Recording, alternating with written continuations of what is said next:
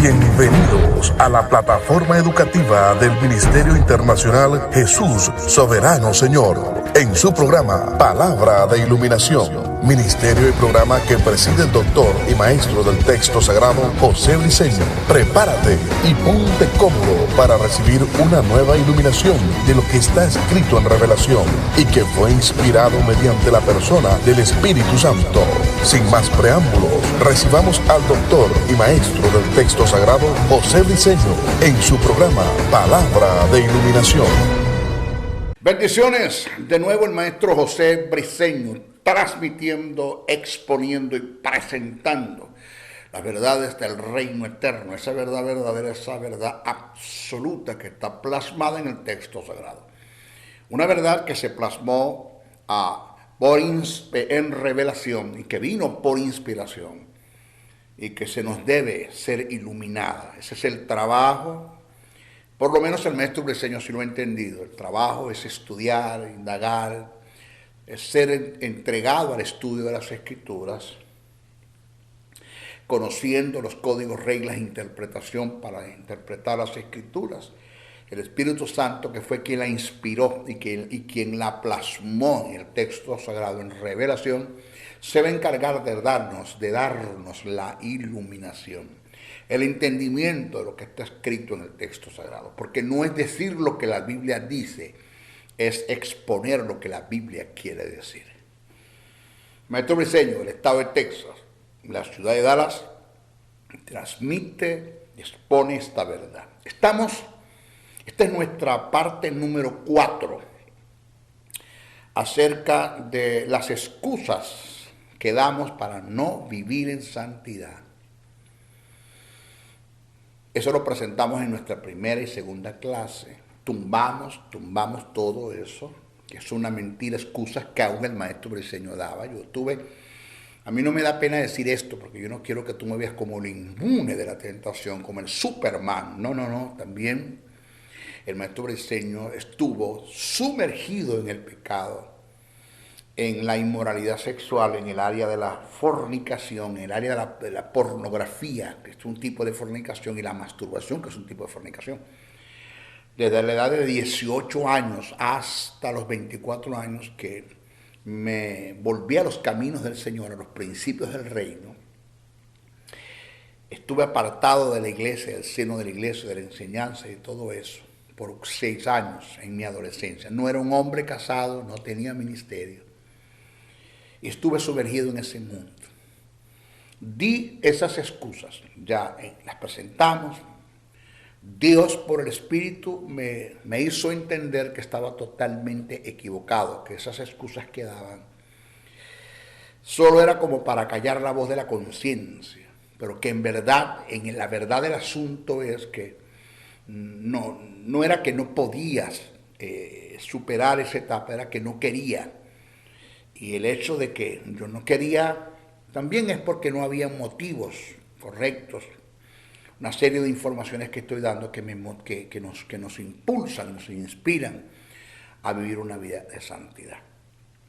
Y siempre he aprendido este principio del reino. Nunca se le olvide esta verdad. Oído. Dios nunca te va a pedir algo que no sea una verdad en Él. Si Él te dice que seas santo es porque Él es santo. Él te va a dar el primer ejemplo. El ejemplo número 1 y más contundente es Dios. Él es santo. Segundo principio, Dios nunca te va a pedir algo que hagas que tú no puedas alcanzar. Nunca Dios te va a pedir que hagas lo que tú no puedes alcanzar. No lo va a hacer. Dios no lo va a hacer.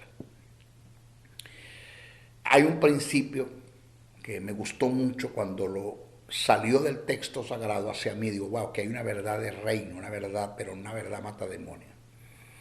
Así como Dios no permite que Satanás te tiente más de lo que tú puedes resistir, tampoco Él te va a pedir que hagas algo que tú no puedes alcanzar. Tome nota de eso. Repito, así como Dios se va a encargar de que Satanás no te tiente más de lo que tú puedas resistir, tampoco Dios te va a exigir algo que tú no puedas alcanzar. Porque lo que es bueno para el pavo es bueno para la pava. Así se mueve Dios, son los principios del reino. De modo que si Dios te pide que seas santo, es porque tú puedes lograr vivir una vida de santidad. Por lo menos el 95% lo podemos alcanzar, sí. Ahora, dimos el primer motivo, la razón, fuerza que nos debe a nosotros impulsar para ser santos. Está relacionado al amor. ¿Cuánto amamos a Dios? Por eso Pablo dijo, por lo cual estoy seguro de que ni la vida, ni la muerte, ni ángeles, ni principados, ni potestades, ni lo presente, ni lo porvenir, ni lo alto, ni lo profundo, ni ninguna cosa creada me podrá separar del amor de Dios que es en Cristo Jesús, Señor nuestro. Eso lo dijo el apóstol Pablo. El amor de Dios, eso es recíproco. O sea, nada ni nadie me va a apartar del amor que yo siento por Dios. Nada va a pagar el amor que yo siento por Dios, pero nadie ni nada va a afectar el amor que Dios siente por mí. Haga lo que haga, Dios me ama igual. Dios no me ama más porque me porto bien, ni me ama menos porque me porto mal. Haga lo que haga, Dios me ama igual. No hay nada que yo pueda hacer a favor del amor de Dios y no hay nada que pueda hacer en contra del amor de Dios. Haga lo que haga, Dios me ama igual. Eso debe ser recíproco, es lo que Pablo dice. Por eso Jesús le pregunta a Pedro, ¿me amas? Apaciéntame. Esto tiene que ver con amor. ¿Cuánto tú amas a Dios? ¿Qué lugar ocupa Dios en tu corazón? Porque cuando tú amas a un ser, tú estás dispuesto a no hacer nada que vaya en contra de ese ser que tú amas, y no vas a hacer nada que produzca dolor y hiera a ese ser que tú amas. Segundo principio que es la honra, el valor de la honra. Eso quedamos en nuestra tercera parte, pero hay un segmento que tiene que ver con la honra que no lo di, porque debe estar empatados con el otro principio o con el otro factor que es muy determinante, o razones que me deben a mí llevar a impulsar e inspirar a ser santo, que es la gracia, el ser agradecido. Tiene mucho que ver esto con lo que viene, que es el ser agradecido. Déjenme terminar la honra. Miren, la honra está estrictamente ligada y relacionada al uso y el cuidado que le demos a las cosas que recibimos. Se entiende, oído, se entiende que estas dos aptitudes, ¿cuáles? El uso y el cuidado, no se ajustan a Dios en forma directa. Oído, no se ajustan a Dios en forma directa, porque ¿cómo le expreso mi honra a Dios dándole un cuidado y un buen uso a Él como persona, como ente? Si no estoy en capacidad, por varias razones, de poder cuidarlo y darle el buen uso. Porque ¿quién puede cuidar a Dios? Es como cuando digo, escuche esto, es como cuando digo, Señor, te doy la gloria. ¿Qué gloria tú le vas a dar a Dios si Él es omniglorioso? Vamos, estúdielo. Por muchos años lo hemos dicho en nuestras congregaciones, Señor, te doy la gloria, pero ¿qué gloria tú le puedes dar a Dios si Él es omniglorioso? Jesús en su oración le dijo al Padre, dame la gloria que tenía contigo antes de venir a este mundo. Dame la gloria que tenía contigo antes de venir a este mundo, antes. Pero el que le diga a Dios, Señor, te doy la gloria, yo entiendo la razón y el motivo. Yo entiendo lo que quieres decir, pero analiza. ¿Puedes tú exaltar más a Dios de lo que Él es? ¿Puedes tú darle más gloria a Dios de la que tiene? No. Yo creo que debería ser el Señor, yo reconozco tu gloria. Yo reconozco que eres omniglorioso, que nadie te puede dar gloria más de la que tú tienes. Es otra forma, igual. ¿Cómo le puedo demostrar a Dios mi honra en el uso y el cuidado? Cuando nadie puede cuidar a Dios. Nadie. A Dios nadie lo cuida y nadie lo puede usar. Él es autosuficiente en todas las cosas. Él es Jehová Jireh. Él se provee a sí mismo. Eso es lo que está escrito en Génesis 22:8. Cuando Abraham le dice a Isaac, Jehová proveerá. El texto en el hebreo se escribió fue Jehová se proveerá. Porque el término, el nombre redentivo de Dios para nuestra provisión es el Shaddai, que es el Dios, el que amamanta, el Dios de las tetas, el Dios de los senos, el que te da de mamar de su leche. Eso significa el Shaddai, el que te provee. Pero el término Jireh no tiene nada que ver con nuestra provisión, sino con la provisión propia de Dios, su provisión. Él se proveerá, que es el término Shaddai, que es el término Jireh. Él se provee a sí mismo. Pero por tanto, no puedo, es que no tengo capacidad, es que no lo voy a lograr, demostrarle a Dios mi honra en el buen uso que le dé a Él, porque nadie puede usar a Dios, y en el cuidado que yo le dé a Él, porque nadie puede cuidar a Dios. ¿Qué es lo que usted quiere presentar, maestro? Esto, preste atención. Permiso. Si nosotros relacionamos el cuidado y el uso que le damos a lo que recibimos de Dios, aquí está. Si relacionamos el cuidado y el uso que le damos a lo que recibimos de Dios, sí se ajusta su honra en forma casi directa. ¿De qué usted está hablando? Cuando le damos mal uso y no cuidamos lo recibido de Dios, es una forma directa de deshonrarlo. Sea los bienes que recibí, mi auto, mi casa, B. Sea un don, sea el dinero, sea un llamado, sea un objetivo, seres queridos que se nos fueron confiados, entre otros. Entonces, cuando lo que recibí de Dios le doy un mal uso, esa es una forma de deshonrar a Dios. ¿Qué haces tú con el dinero que recibes de Dios? ¿Qué haces con él? ¿Qué haces? Porque la forma de honrar a Dios con mi dinero es aportando para el reino,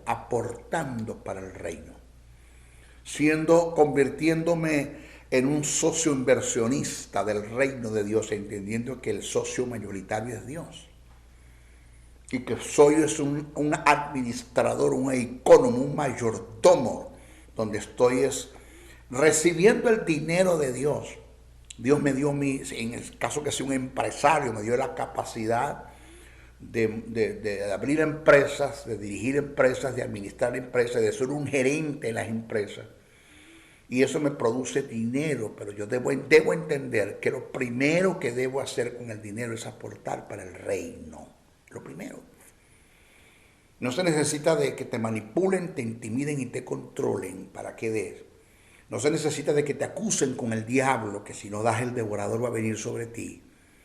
No se necesita de que te lleven a pactar, que eso es totalmente falso, eso es mentira. Esa es la forma más fácil de atracar al pueblo, los pactos, porque el pueblo de Dios, la iglesia, tú como hijo de Dios, como ser humano, no estás en la capacidad de estar pactando con Dios.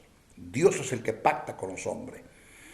No hay necesidad de que te lleven a celebrar una fiesta de primicias, porque eso solamente tiene que ver con la nación de Israel. Eso no quiero decir con esto que tú no puedes presentar a Dios tus primicias en forma personal. Ese es tu problema, es tu actitud, tu decisión, tu devoción, eso es tu entrega, eres tú con Dios. ¿Ok? Entonces, cuando el dinero que Dios te da, tú aportas para el reino, tú impulsas el reino, pues tú estás honrando a Dios. Estás honrando a Dios con tu dinero. Pero cuando el dinero que tú recibes de Dios, siendo hijo de Dios, Dios te dio oxígeno, te dio sol, Dios te da todo, te da vida. El hecho de que te hayas levantado hoy vivo, darle gracias a Dios que te está dando una oportunidad para honrarlo. Cuando tú con el dinero haces una mala inversión, aportas para el pecado, sea que el tabaco, el alcohol, la pornografía, porque se presta, hay creyentes y aún tenemos ministerios que están sumergidos en el mundo de la pornografía, donde con sus tarjetas de crédito están comprando páginas pornográficas. Ya eso se descubrió y se ha descubierto. Eso es una aberración, eso es una abominación, eso es una detracción, eso es sacrilegio, eso es aborrecido por Dios. ¿Qué estás haciendo con tu tarjeta de crédito, con tu dinero?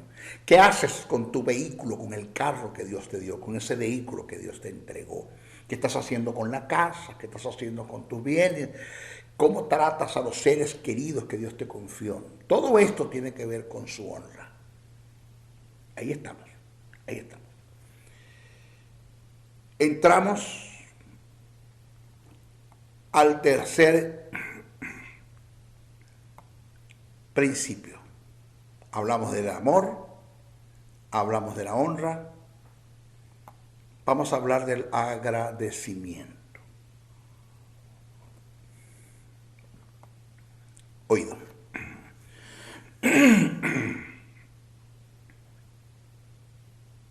¿Sabía usted que según la estadística, y es bíblico, del 100%, solo el 10% son agradecidos? ¿Sabe usted eso?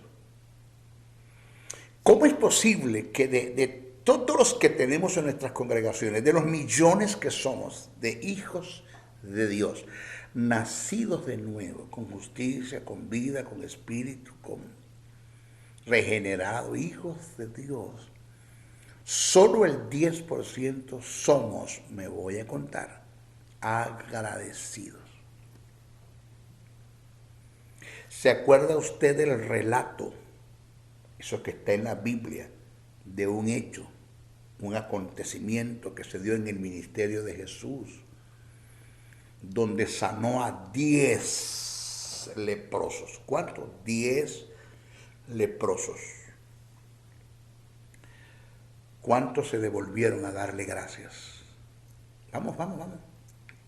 ¿Cuántos? 1.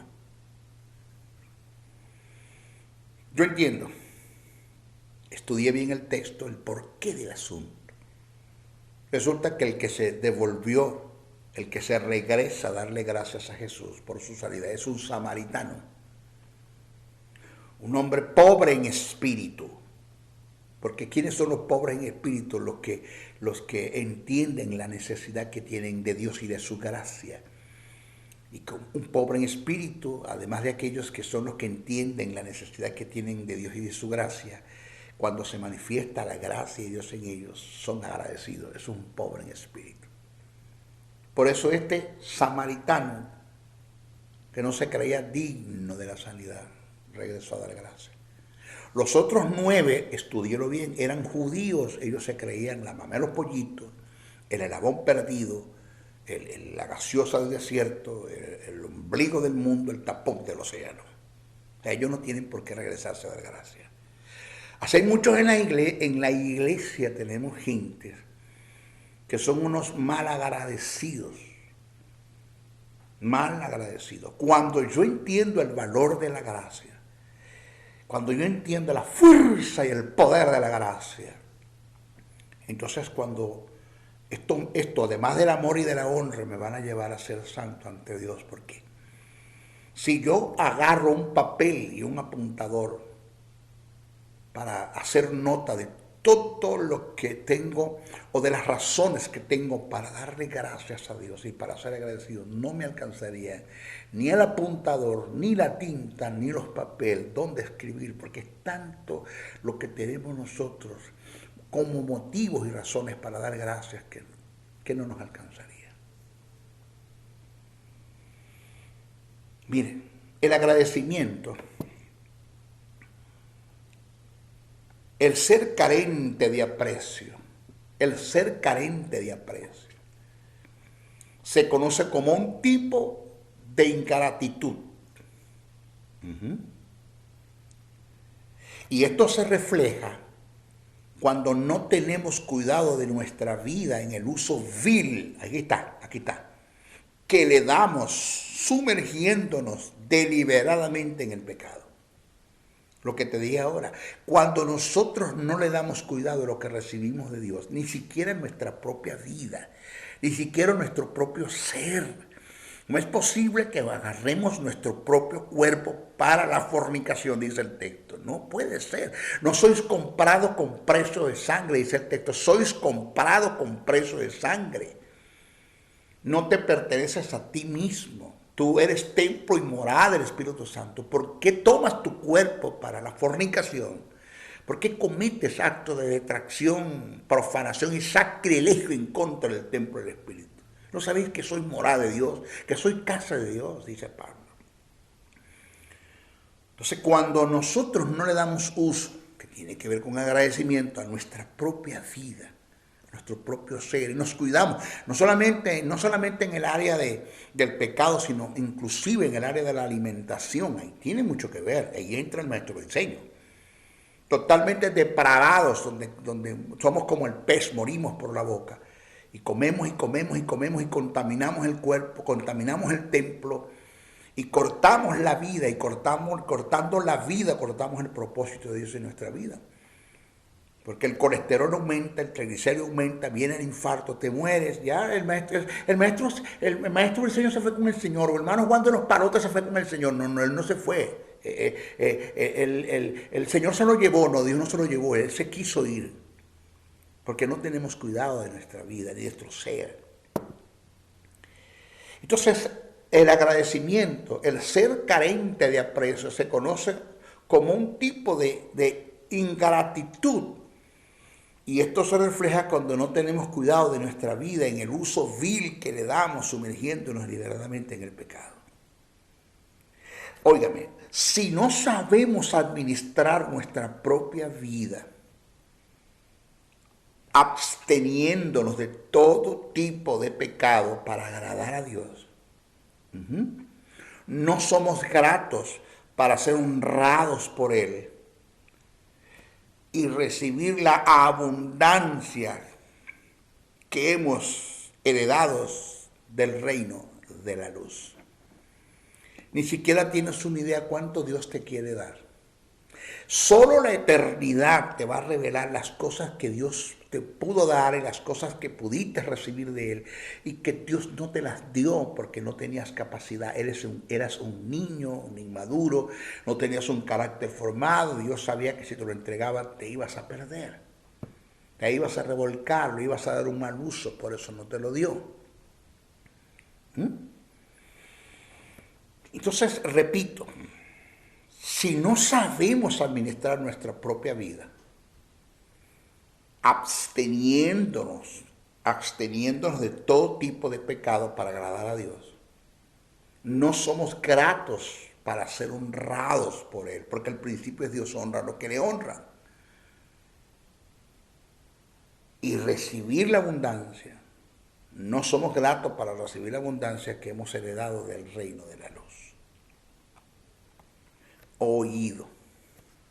Presta atención que el maestro briseño no está jugando el ministerio. Presta atención. Uno de los pecados de omisión, o sea, el que no se ve, el que se lleva por dentro. Uno de los pecados de omisión que la mayoría de los cristianos cometen en contra de Dios es la ingratitud. Es la ingratitud. Y el término que aparece en las Escrituras para hacer referencia al ente que está envuelto en este pecado, la ingratitud, es ingrato, del griego Acaristo, A-C-A-R-I-S-T-O, acaristo. ¿Qué significa etimológicamente acaristo, maestro? Indica desagradecido, carente de aprecio. Desagradecido, carente de aprecio. Entonces, desde el punto de vista etimológico, la ingratitud se refleja cuando le damos mal uso. Ya se dio cuenta y tiene que ver con la honra, por eso es que se empatan. Desde el punto de vista etimológico, la ingratitud se refleja cuando le damos mal uso a la vida de Dios en nosotros.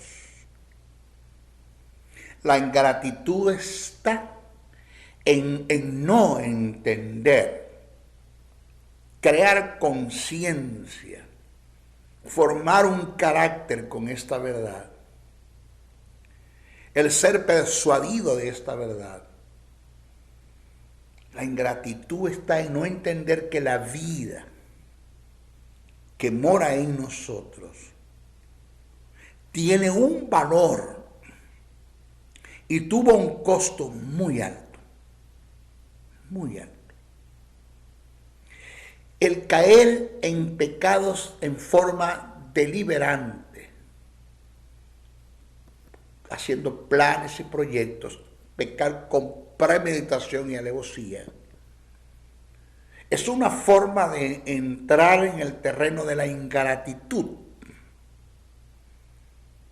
Al no darle el valor y el aprecio que se merece, el alto costo que tuvo nuestra salvación, costo en la cual se derramó una sangre, hubo un sufrimiento y hubo la entrega de una vida.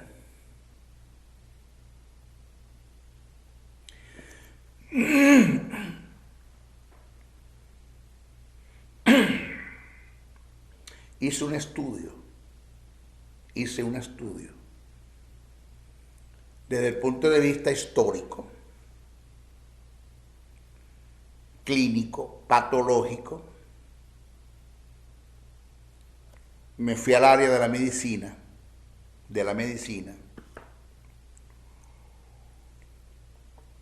me fui a la historia y estudié el gran sufrimiento, un sufrimiento que yo creo que es porque si te meten en un horno de fuego y te quemaste en cuestiones de qué, te mueres, te meten a la hoguera, te ponen en la hoguera, te mueres, no sé en cuánto tiempo, en 20 minutos. Pero tú sabes lo que es el sacrificio de la cruz, por donde Jesús pasó, desde el Getsemaní. Ahí comenzó todo, el Getsemaní. Ahí fue atacado Jesús psicológicamente. Las tinieblas vinieron sobre él. Jesús dijo, ha llegado la hora de las tinieblas.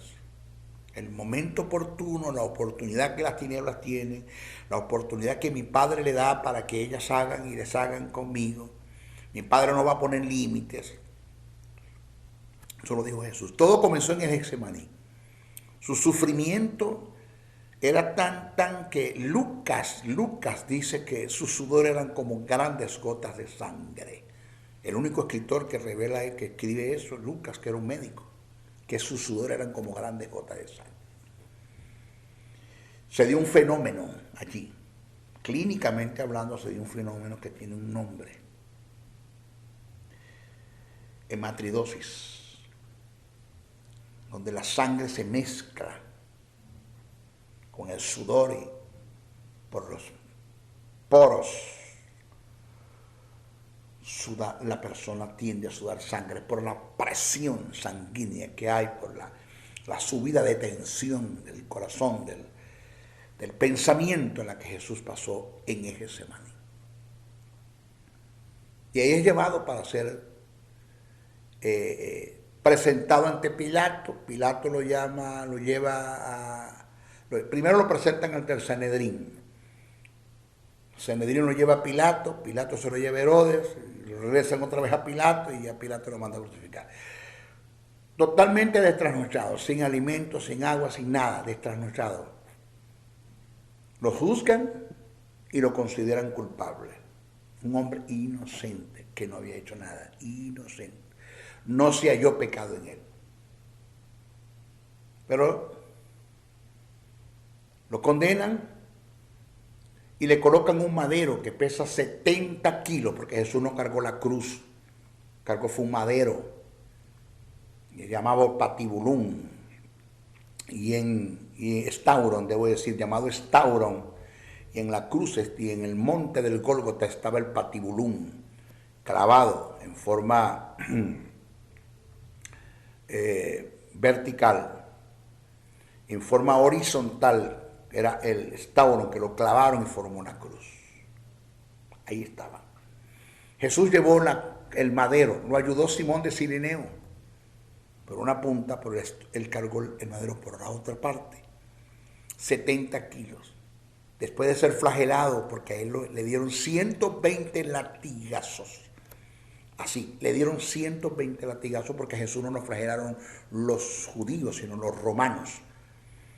Y le daban 120 latigazos, con un fleco que tenía 3 apéndices, y cada uno tenía pedazos de hueso, metal y plomo en la punta, que cuando caía sobre la humanidad alaban y rasgaba la carne.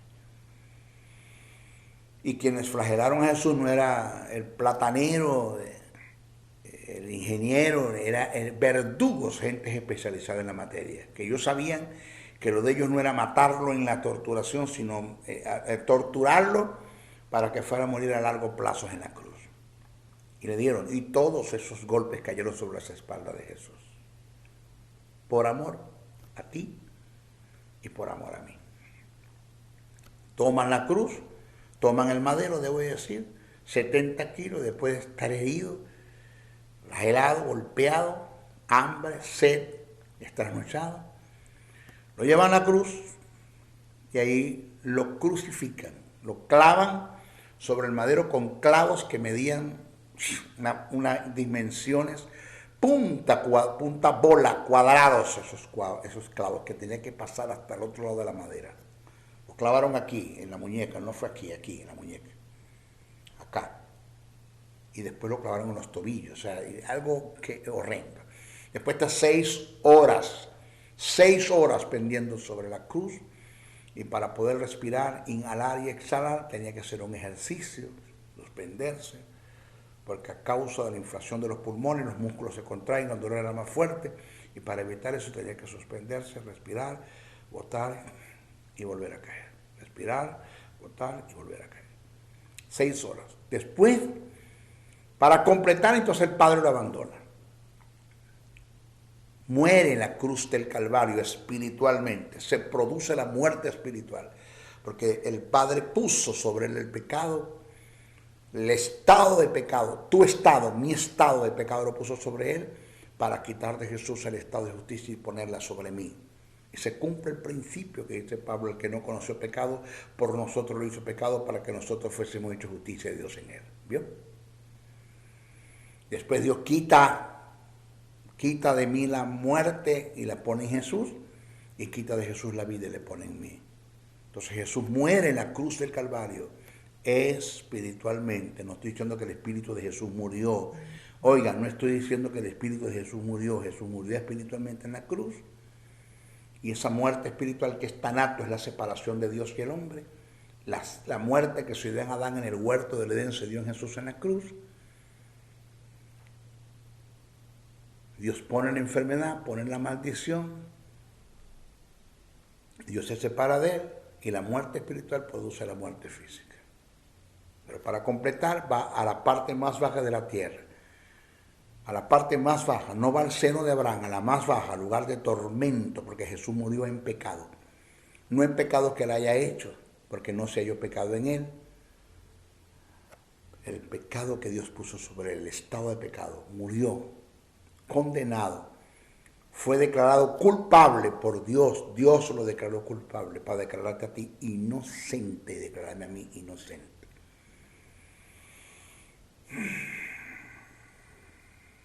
Lo lleva al infierno, está en el seno, allá mismo abajo en el infierno, en lugar de tormento. Al tercer día resucita, se le aparece a sus discípulos 40 días y 40 noches y ahora está sentado a la diestra del Padre con todo poder, dominio, autoridad y fuerza y señoría. Cuando tengo un conocimiento de todas estas verdades y yo hago planes y proyectos para pecar con premeditación y alevosía, mi pregunta, ¿dónde está el amor? ¿Dónde está la honra? ¿Y dónde está lo agradecido que tú eres por todas las cosas que te acabo de decir? Por todo ese sufrimiento, ¿dónde está lo agradecido? ¿Dónde está eso? ¿Dónde está? O sea, a ti Dios no te importa. El sufrimiento de Jesús desde Getsemaní hasta la cruz al infierno, eso a ti no te interesa. Eso a ti te resbala, porque no fuiste tú el que sufriste. No fuiste tú el que estuviste en Getsemaní, no fuiste tú juzgado por los hombres, no fuiste tú el que fuiste flagelado, no fuiste tú el que le colocaron una corona de una planta que succiona la carne. Se cree, según Alfred Edersheim, dice que a Jesús le pudieron haber quitado la corona 3 veces y 3 veces se la pudieron haber puesto. ¿Se puede imaginar eso? El tremendo dolor de cabeza y la migraña que ese hombre tenía. Eso a mí no me interesa, porque no fuiste tú el que llevaste la corona, no fuiste tú el que llevaste el madero, no fuiste tú el que clavaron, no fuiste tú el que se burlaron en la cruz, no fue a ti, tú no pasaste por eso. No pasaste por eso. A mí no se me olvida una vez que en Venezuela me corté la rodilla con un esmeril, me hizo una cortada muy profunda con el disco del esmeril. Y la situación como estaba Venezuela, o como está en ese tiempo, no había hilo para saturar y agujas en los hospitales, pero tenía que viajar el otro día a Costa Rica a una actividad. Solo me vendé y me fui. Eso me produjo que la herida se me infectó totalmente. Gracias a Dios había un médico en la congregación. Cuando él me vio cojeando, me dijo, muéstreme. Cuando le mostré, ya tenía la herida de color morado, rojo, ya iba para morado. Y me dijo, mire, eso hay que sanarlo, eso hay que suturarlo, coserlo, porque eso le puede producir una gangrena en la pierna. Eso hay que caerle rápido. Ahí hay una gran infección. Ahí mismo en la iglesia, él hizo como una especie de una sala de sutura, fue a la farmacia y compró todo. Y me trajo y empezó a suturar. Me dijo, lo primero que tengo que hacer es cortar la carne que ya está podrida, que tiene putrefacción. Hay que cortarla. Hay que hacer una incisión más profunda que la que tiene para cortar todo y coser de nuevo. Y digo yo, está bien, la anestesia. Me dijo, no le voy a poner anestesia porque no la agarra. ¿Cómo? No va a agarrar la anestesia. A menos que sea una anestesia totalmente, que le ponga oxígeno y lo anestesia usted total y no lo voy a hacer. ¿Y cómo usted va a hacer eso? En vivo. En vivo. Señores, eso pasó como una hora el hombre, o la mujer, fue un médico, fue una médico. Como 1 hora o 45 minutos. Primero haciendo una incisión más profunda, cortando la carne en vivo, en carne viva. Mire, yo pegaba el grito. Aquel dolor era tremendo. Me colocaron un trapo para que lo mordiera, pero qué va, ni el mordisco del trapo, nada. Un dolor tan fuerte. Las pulsaciones del corazón empezaron fuertes, una cosa tremenda, que yo no se lo deseo yo a nadie. Cortar en vivo. Después cuando me metía la aguja, porque usaron una aguja doblada así, curva, pero gruesa, con un hilo grueso. Empezaron a meter la aguja en vivo Y créame que yo tenía ese video grabado, pero se me borró, que yo oré al Señor.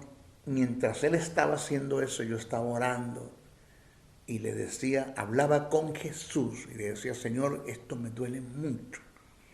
Es un dolor, Señor, tan fuerte que esto no es comparable, esto es minúsculo, estos destellos, esto que estoy sintiendo es un balbuceo en comparación a lo que tú padeciste por mí. 120 latigazos que te dieron en las espaldas, la corona, el madero, la cruz, la perforación que hicieron los clavos en tus muñecas, en tus tobillos, en tus piernas, en tus pies, el clavar la lanza por el costado, aquel soldado, esto que estoy pasando ahora, señores. Pero yo oraba y lloraba y daba gritos. En el tiempo que tengo en el Evangelio, 47 años que tengo de haber conocido el plan de salvación, ahora mismo cumplí 47 años, 18 de mayo de 1976, acepté el plan de salvación, tenía 16 años. En el tiempo que tengo en el Evangelio nunca había hecho ni la haré una oración con tanta pasión, con tanta credibilidad, con tanto reconocimiento, con tanto amor, con tanto agradecimiento, con tanta honra, con tanto dolor, como la que hice ese día.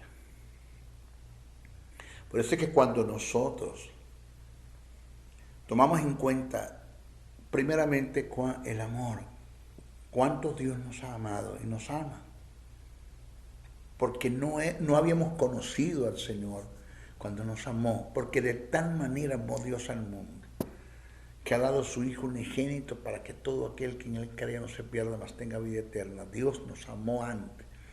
Por eso Juan escribe, y en esto consiste en el amor de Dios. No en que nosotros lo hayamos amado a Él primero, sino que Él nos amó a nosotros primero. Vamos a hacer recíproco, dice Juan en esto. El amor. La honra.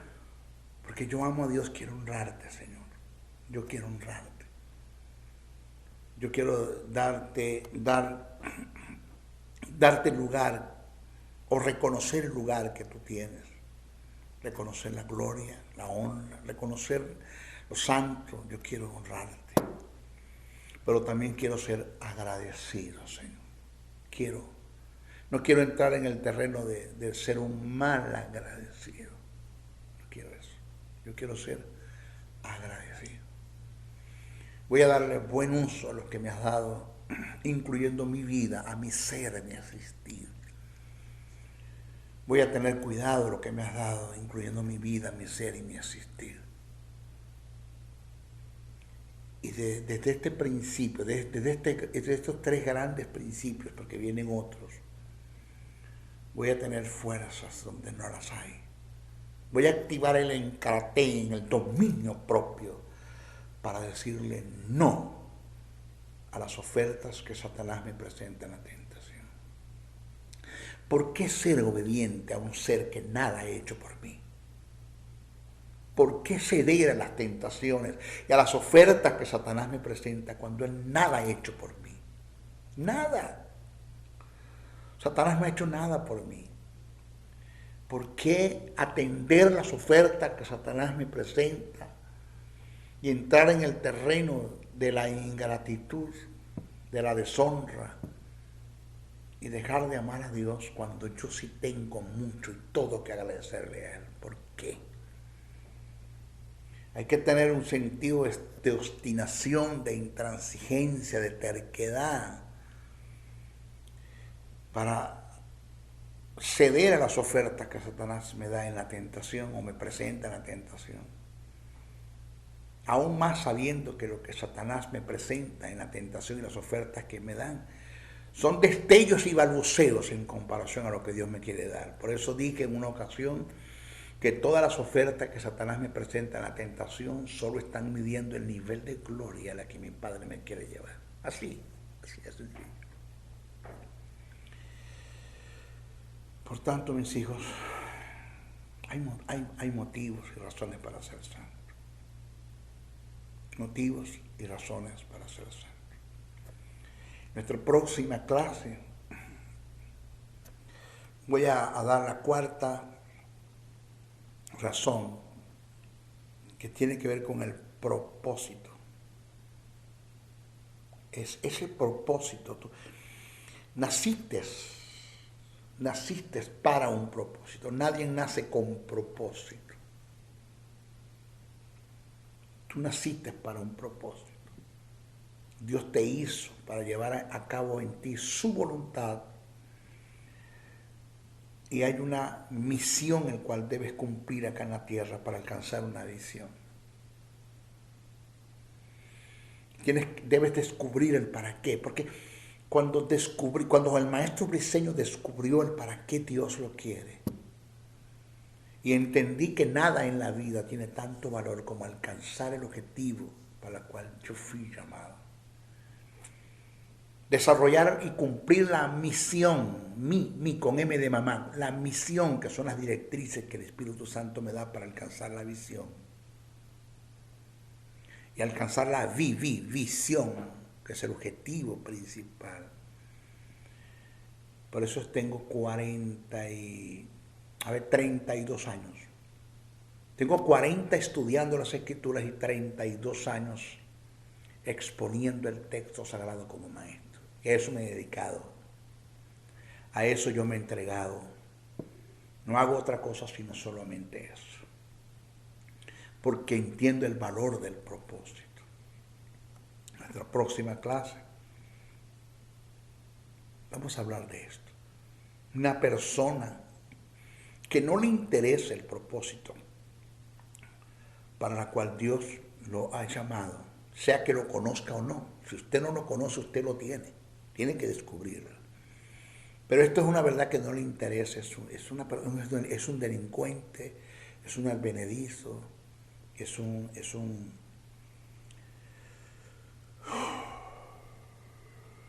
hombre sin dirección, así, sin visión, sin misión, sin dirección del Espíritu. Es un vago dentro de la iglesia. Y de eso hay muchos en la congregación. Eso lo vamos a hablar en nuestra próxima clase. ¿Ok? Se despide el maestro Briceño hasta nuestra próxima oportunidad. Quiero pedirte, número uno, ores mucho por mí. Siempre lo hago. La oración es la más grande ofrenda que tú me puedes dar. La oración. Ora mucho por el maestro. Ora por su salud. Ora por su vida. Porque con estos mensajes las tinieblas se están moviendo y se van a defender. Pero ora mucho por mí. Mucho. Cúbreme.